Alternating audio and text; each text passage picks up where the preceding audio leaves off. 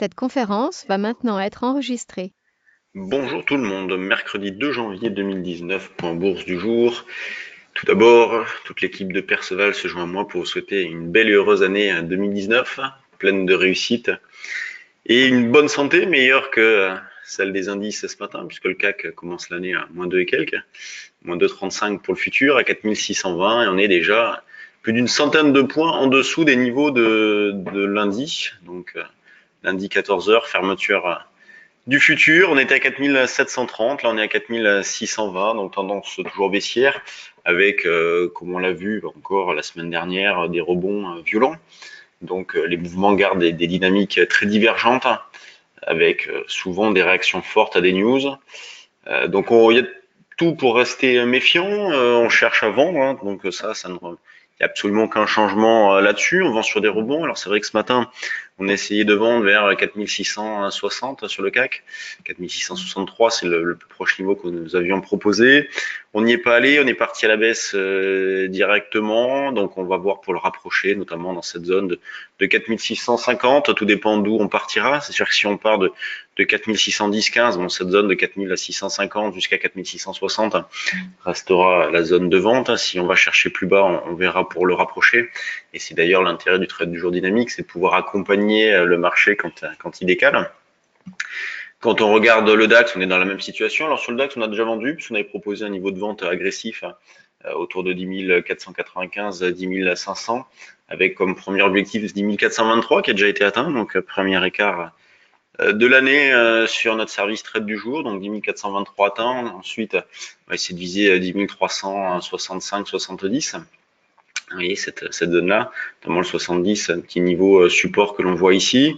Donc baissier aussi sur le DAX, pour reprendre des positions maintenant, bien un peu à l'image du CAC, dépend d'où on partira, mais là cette zone de 10 495, 10 500 est à surveiller. C'est un niveau qu'on avait déjà bossé ces derniers temps. Moi, je me souviens, j'avais proposé de vendre par ici. Alors après, on est allé au-dessus, hein, bien évidemment, mais on pouvait vendre dans cette zone autour de 10 500. L'eurodoll, lui, s'améliore un petit peu, hein, tout doucement. Bon, ça reste baissier encore, mais on a une amélioration qui est en cours, une reprise qui reste régulière. Le niveau de neutralisation reste toujours le même, c'est un 16,25, donc c'est plus loin. Pour l'instant, il n'y a pas de problème, on reste vendeur et si on prend un petit peu plus de recul. Donc pour aujourd'hui, on va essayer de vendre vers un 15, 30, 40. Vous voyez, on va prendre les plus hauts de mardi, cette zone de 15, 35, 40 pour vendre un petit peu et tenter des retracements de 25, 30 pips.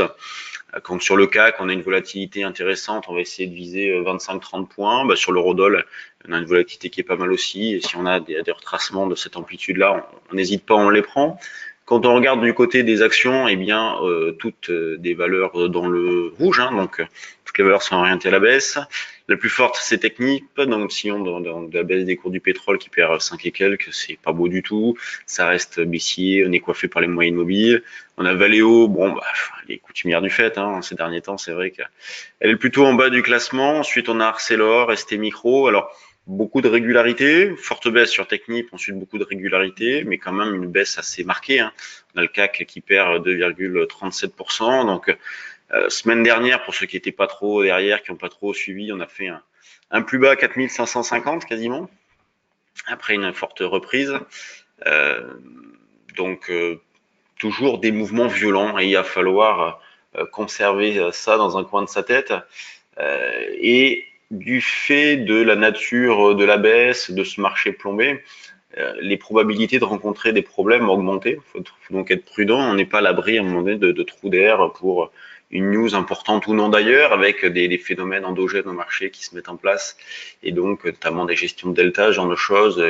Ce qu'on a eu l'année dernière, en début d'année, pendant le premier trimestre, notamment au mois de février, la forte baisse du marché qui était liée à ça. On n'est pas à l'abri de se retrouver dans ce genre de situation encore. En tout cas, les conditions sont réunies pour que, à un moment donné, on ait peut-être un petit problème. Donc, faire attention à ça. Allez-y mollo sur les quantités. De toute façon, on est baissier, donc il n'y a pas de problème pour l'instant. Quand on regarde du côté des valeurs secondaires, bon, beaucoup de valeurs dans le rouge. On a Safe Orthopédique qui bouge pas mal ce matin. Il y a du volume, elle est en hausse. Après, le reste, il n'y a quand même pas grand-chose. Et que des valeurs orientées donc dans le rouge avec EO2, Terre, Clara Nova. qui rebaisse encore après cette reprise un petit peu la semaine dernière, mais qui perd 7%. Donc bon, pour l'instant, c'est trop tôt pour s'intéresser aux valeurs. De toute façon, tant que l'ambiance générale, l'environnement ne s'améliorera pas sur l'indice, eh bien, on va rester sur la touche de ces valeurs-là. On peut être à l'affût, guetter quelques configurations, en mettre de côté. Mais en tout cas, il n'y a pas de signal d'achat, il n'y a rien, on n'est pas pressé. Sur ce, eh bien, je vous souhaite une bonne séance. Je vous souhaite une bonne année à tous. Merci d'être de plus en plus nombreux à nous suivre, notamment via ces petites vidéos-là. N'hésitez pas à les liker, hein, ça fait toujours plaisir. Et puis, sur notre site, vous avez tout le calendrier de nos prochaines formations, avec une formation à Paris dans 2 semaines, me semble-t-il, futur et options. Si vous avez de l'intérêt, il reste encore un petit peu de place. Allez, salut tout le monde.